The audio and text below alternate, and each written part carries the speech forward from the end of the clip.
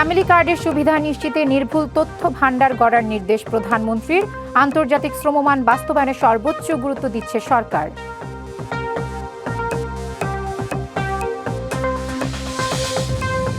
সাবেক স্বরাষ্ট্রমন্ত্রী আসাদুজ্জামান খান কামালকে ফেরত চেয়ে ভারতকে ফের চিঠি। পুশিন ঠেকাতে কাজ করছে বিজিবি।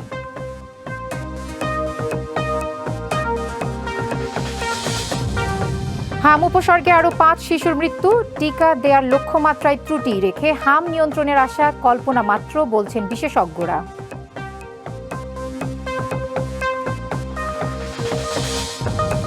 রাজস্ব কর্মকর্তাদের বিনা বাধায় ব্যবসা প্রতিষ্ঠানে প্রবেশে অধিকার নিয়ে আতঙ্ক, ব্যবসায়ীদের হয়রানি বাড়ার শঙ্কা।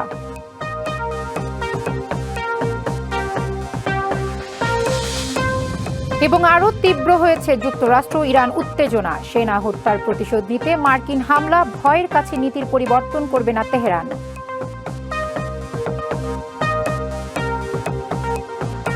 দেখছিলেন সংবাদ শিরোনাম, এবার জানাবো খবরের বিস্তারিত। আপনাদের সাথে আছে আফসানা পিয়া। দেশের প্রকৃত উপকারভোগীর কাছে ফ্যামিলি কার্ডের সুবিধা কার্যকর, স্বচ্ছ, নির্ভুলভাবে পৌঁছে দিতে একটি সঠিক ও গ্রহণযোগ্য তথ্য ভান্ডার গড়ে তোলার নির্দেশনা দিয়েছেন প্রধানমন্ত্রী তারেক রহমান।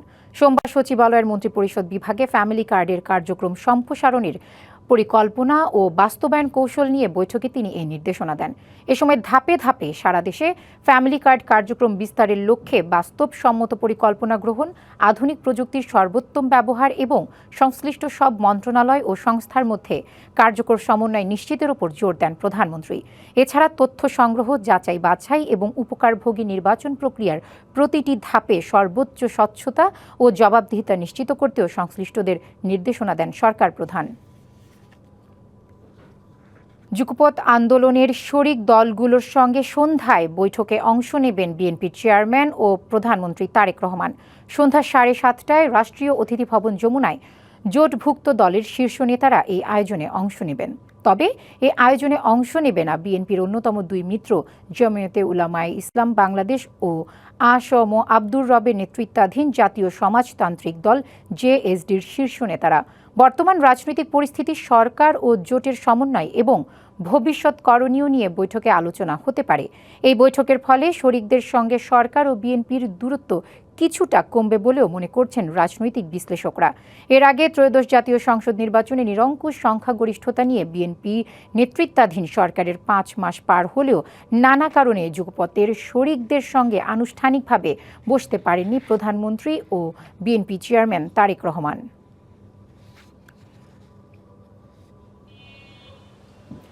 যুগপৎ আন্দোলনের শরিক দলগুলোর সঙ্গে সন্ধ্যায় প্রধানমন্ত্রীর বৈঠক হবে।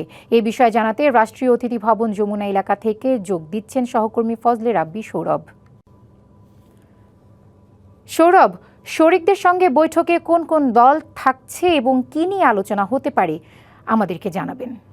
যেমনটি বলছিলেন, আজ সন্ধ্যা 7:30টা নাগাদ প্রধানমন্ত্রী তারেক রহমানের সাথে যুগপৎ আন্দোলনের শীর্ষ নেতৃবৃন্দরা তারা অংশ নেবেন একটি বৈঠকে, এবং বৈঠক শেষে তারা সেখানে নৈশভোজে অংশ নেবেন। মূলত ফ্যাসিবাদ বিরোধী আন্দোলনে বিএনপির সাথে যে শরিক দলগুলো ছিল, সেই শরিক দলগুলোর শীর্ষ নেতৃত্বে যারা রয়েছেন তারা আজকে এই বৈঠকে আসতে যাচ্ছেন।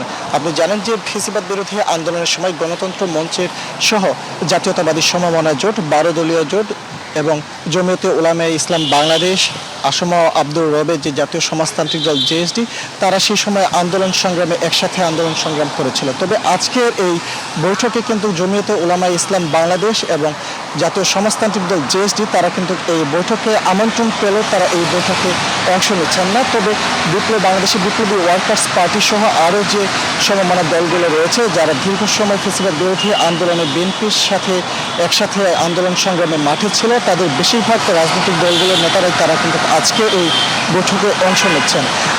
নেতারা যেটি বলছেন যে আসলে সরকার গঠনের প্রায় 5 মাস পেরিয়ে গেছে, কিন্তু এই 5 মাস পেরিয়ে গেলেও যুগপৎ আন্দোলনের শীর্ষ নেতৃত্বের সাথে কিন্তু প্রধানমন্ত্রী ও বিএনপি চেয়ারম্যান তারেক রহমান এখন পর্যন্ত আনুষ্ঠানিকভাবে কোনো বৈঠক করেননি। এতে নিয়ে রাজনৈতিক নেতাদের মধ্যে একটি বেশ মনোমালিন্য ছিল, এবং আজকের এই বৈঠকে আসলে মিত্র দলগুলোর সাথে যে বিগত সময় যে মনোমালিন্য ছিল সেটি অনেকাংশে দূর হয়ে যাবে বলে তারা প্রত্যাশা করছেন। এবং এছাড়াও নির্বাচনকে কেন্দ্র করে সে সময় কিন্তু বেশ কিছু রাজনৈতিক দল এই শরিক দলগুলো থেকে আলাদা হয়ে 11 দলীয় জোটের সাথে কিন্তু তারা সমন্বয় করেন, এবং সেই ফলে এবং এর পাশাপাশি বেশ কিছু রাজনৈতিক দল তারাও কিন্তু বিএনপির থেকে নমিনেশন পায় এবং সেখান থেকে তারা নির্বাচনে অংশগ্রহণ করে। সে কারণে সেই শরিক দলগুলোর নেতারা কিন্তু আজকের অনুষ্ঠানে আমন্ত্রিত অতিথি হয়ে আসছেন না। তবে বাকি যে সমস্ত রাজনৈতিক দলগুলো রয়েছে যারা ফ্যাসিবাদ বিরোধী আন্দোলনে বিএনপির সাথে রাজপথে মাঠে ছিলেন, তারা আজকের এই নৈশভোজে অংশ নিচ্ছেন। তো এই ছিল আমার কাছে প্রধানমন্ত্রী তারেক রহমানের সাথে শরিকদের নিয়ে যে আজকের যে নৈশভোজ অনুষ্ঠিত হওয়ার কথা রয়েছে তার সবশেষ তথ্য। প্রিয়া, ধন্যবাদ সৌরভ আপনাকে। ভোটে নির্বাচিত সরকার দায়িত্ব নেওয়ার পর বাংলাদেশের প্রতি আন্তর্জাতিক সম্প্রদায়ের আস্থা আরও সুদৃঢ় হয়েছে, এমন মন্তব্য করেছেন আন্তর্জাতিক শ্রম সংস্থা ILOর মহাপরিচালক গিলবার্ট এফ হোংবো। প্রধানমন্ত্রী তারেক রহমানের সাথে সৌজন্য সাক্ষাৎ করে সংস্থাটির মহাপরিচালক আরও বলেন, ILO শ্রম খাতের উন্নয়নে সরকারের সঙ্গে ঘনিষ্ঠভাবে কাজ অব্যাহত রাখবে। সচিবালয় প্রধানমন্ত্রীর কার্যালয়ে এই সৌজন্য সাক্ষাৎ অনুষ্ঠিত হয়। বৈঠকের শুরুতে ILO মহাপরিচালক প্রধানমন্ত্রীর দায়িত্ব গ্রহণ করায় তারেক রহমানকে অভিনন্দন জানান। এ সময় প্রধানমন্ত্রী বলেন, শ্রমিক অধিকার সংরক্ষণ, নিরাপদ কর্মপরিবেশ নিশ্চিত করা এবং আন্তর্জাতিক শ্রমমান বাস্তবায়নে সর্বোচ্চ গুরুত্ব দিচ্ছে সরকার। ILO মহাপরিচালক বলেন, শ্রম খাতে সরকারের চলমান সংস্কার এবং আন্তর্জাতিক শ্রমমান বাস্তবায়নে বাংলাদেশের আন্তরিকতা ইতিবাচকভাবে মূল্যায়িত হচ্ছে।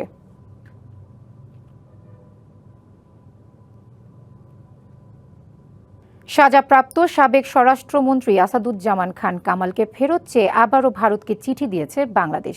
পররাষ্ট্র প্রতিমন্ত্রী আশা এতে ইতিবাচক সাড়া দেবে দিল্লি। ঢাকায় এক সেমিনার শেষে সাংবাদিকদের এসব কথা বলেন তিনি। বিমস্টেকের 3 যুগে আঞ্চলিক সহযোগিতা ও সম্ভাবনা নিয়ে Bangladesh institute of international and strategic studies আয়োজিত সেমিনার। এতে প্রধান অতিথি বিমস্টেকের জেনারেল সেক্রেটারি ইন্দ্রমণি পান্ডে বলেন, বিমস্টেক আন্তর্জাতিক সম্পর্ক উন্নয়নে আরো জোরদার ভূমিকা রাখতে পারে। Why we have decided to do so? Because then every member state gets equal opportunity to contribute to the regional cooperation based on its own capacity to do so, and its own choice of what kind of sectors it would like to lead. পররাষ্ট্র প্রতিমন্ত্রীও বলেন, বিমস্টেক এবং SAARC হতে পারে পরস্পরের পরিপূরক।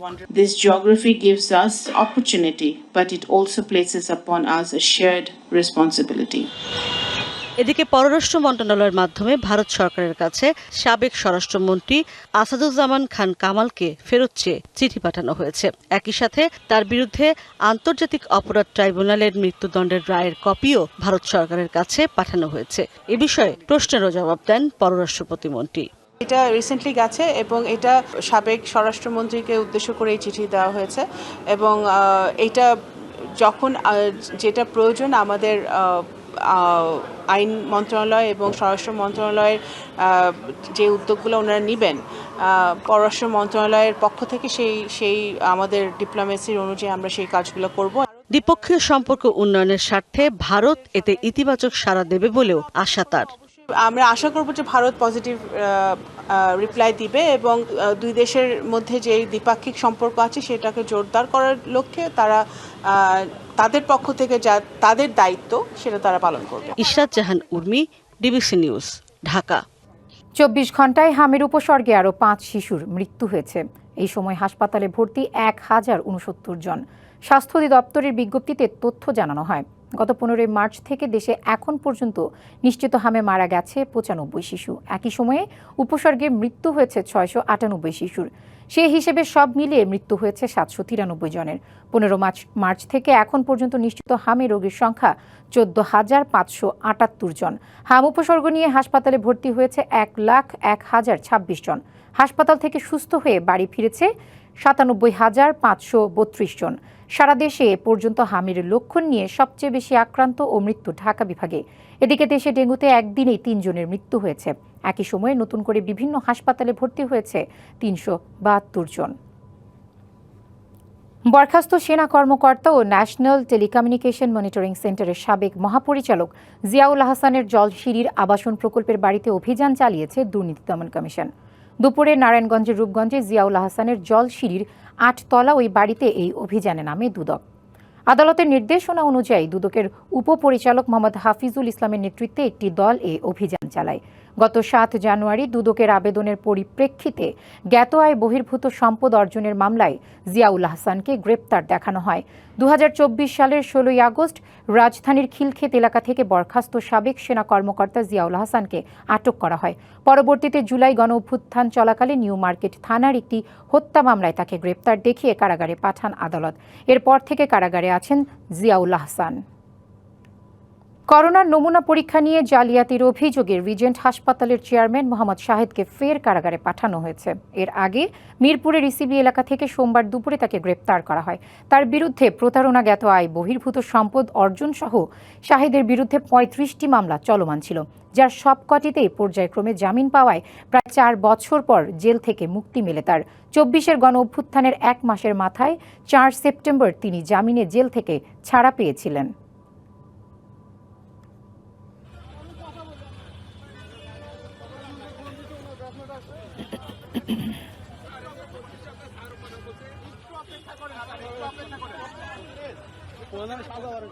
উৎসে কর ঠিকঠাকভাবে কাটা হচ্ছে কিনা তার নজরদারির জন্য রাজস্ব কর্মকর্তাদের বাণিজ্যিক প্রতিষ্ঠানে বিনা বাধায় প্রবেশাধিকারের ক্ষমতা দেশের ব্যবসার পরিবেশকে কঠিন করবে, এমনটি জানিয়ে ব্যবসায়ী নেতারা বলছেন এমন নিয়মে আতঙ্কিত তারা।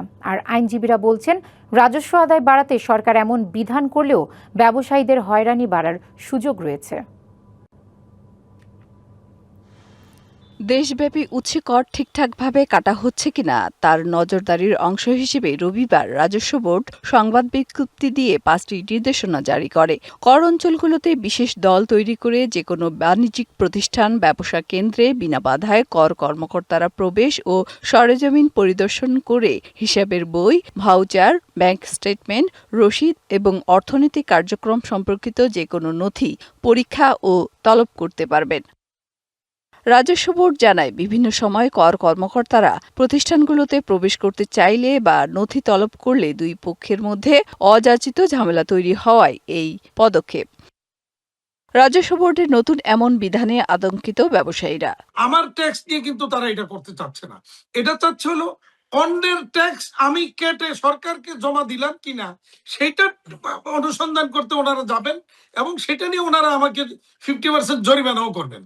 টিডিএস যেটা আমি যে কিছু কেনাকাটা করি, আরেকজন যার কাছ থেকে কিনলাম তাকে হয়তো আপনি পাচ্ছেন না, তার ট্যাক্সটা আমার কাছ থেকে আপনি নিবেন, এটা আমি মনে করি কোনোভাবেই এটা সঠিক সিদ্ধান্ত না সরকারের, এনবিআর এর।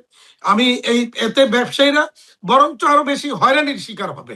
তবে বিশ্লেষকরা বলছেন, রাজস্ব বাড়াতে সরকারের এমন পদক্ষেপ হলেও তাতে হয়রানির সুযোগ রয়েছে, যার প্রতিকারে ব্যবসায়ীরা আইনগত সহায়তা নিতে পারবেন। তাদের আর্নিং বাড়ানোর জন্য যে ট্যাক্স টু জিডিপি রেশিওটা কিভাবে তারা 10%-এর দিকে নিয়ে যাবে, কারণ তাছাড়া গভর্নমেন্টের যে এক্সপেন্ডিচার সেইটা কিন্তু কন্টিনিউ করাটা খুব ডিফিকাল্ট হবে এবং সেজন্যই তারা এই section 147 of the income tax act 2023 introduce করেছে। আদার সাইড যদি আপনি চিন্তা করেন, সেটা কিন্তু একটা ফিজিক্যাল যদি গভর্নমেন্ট অথরিটি, তাদের কিন্তু একটা হ্যারাসমেন্টেরও একটা অপরচুনিটি থাকে। তবে ব্যবসায়ীরা বলছেন, হয়রানির প্রতিকারে রাজস্ব বোর্ডের বিরুদ্ধে কেউ আইনগত পদক্ষেপ নেওয়ার সাহস রাখে না। লিগ্যাল অ্যাকশনে যাওয়ার তো অবশ্যই সুযোগ আছে, কিন্তু কেউ কি এনবিআর এর বিরুদ্ধে লিগ্যাল অ্যাকশনে যায়? আপনি দেখছেন, ইভেন মনে করেন আমি যতটুকু কথা বলি আর কেউ কি কথা বলে? তবে বাজেটে সরকার ব্যবসা সহজ করতে বীর নিয়ন্ত্রণকরণের ঘোষণা দিলেও রাজস্ব বোর্ডের এমন সিদ্ধান্ত সরকারের দ্বিমুখী নীতির প্রতিফলন, এমনটা বলছেন ব্যবসায়ীরা। মেহের মনি, ডিবিসি নিউজ, ঢাকা। টানা নবম রাতের মতো ইরানের বিভিন্ন সামরিক লক্ষ্যবস্তুতে হামলা চালিয়েছে যুক্তরাষ্ট্র। এদিকে জর্ডান ও ইরাকে মার্কিন সেনা নিহতের ঘটনায় প্রতিশোধের ঘোষণা দিয়েছেন মার্কিন প্রেসিডেন্ট ডোনাল্ড ট্রাম্প। পাল্টা হামলার দাবি করেছে ইরানও। মার্কিন সেন্ট্রাল কমান্ড সেন্টকম জানিয়েছে, স্থানীয় সময় সন্ধ্যা 7টা থেকে শুরু হওয়া এই অভিযানের লক্ষ্য ছিল ইরানের সামরিক সক্ষমতা দুর্বল করা। যুক্তরাষ্ট্রের দাবি, জর্ডান ও ইরাকে সাম্প্রতিক হামলায় মার্কিন সেনা নিহত হওয়ার পরই আরও জোরালো সামরিক অভিযান শুরু করা হয়েছে। প্রেসিডেন্ট ডোনাল্ড ট্রাম্প বলেন, নিহত মার্কিন সেনাদের সম্মান জানাতেই সর্বশেষ হামলা চালানো হয়েছে। অন্যদিকে পাল্টা হামলার কথা জানিয়েছে তেহরান। ইরান গণমাধ্যমের দাবি, লোরেস্তান প্রদেশ থেকে অঞ্চল জুড়ে মার্কিন সামরিক স্থাপনাকে লক্ষ্য করে নতুন করে ক্ষেপণাস্ত্র নিক্ষেপ করা হয়েছে। এদিকে ইরানের পররাষ্ট্রমন্ত্রী আব্বাস আরাকচি বলেছেন, ইরানকে ভয় কিংবা প্রলোভন দেখিয়ে নীতি পরিবর্তনে বাধ্য করা যাবে না।